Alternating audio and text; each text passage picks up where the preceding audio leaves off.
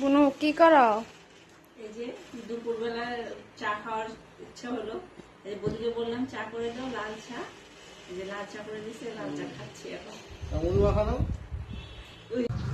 এত গরম এলাক খেয়ে বসে আছি, আর ভালো লাগে না। এত রৌদ্র গরম।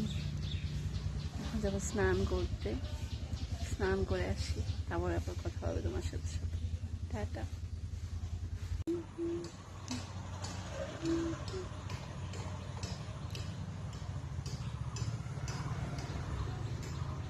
স্নান করে আসলাম, এখন স্নান টান করে এখন রেডি হয়ে গেছে। এখন দুপুরে খাওয়া দাওয়া করবো। চলো টাটা।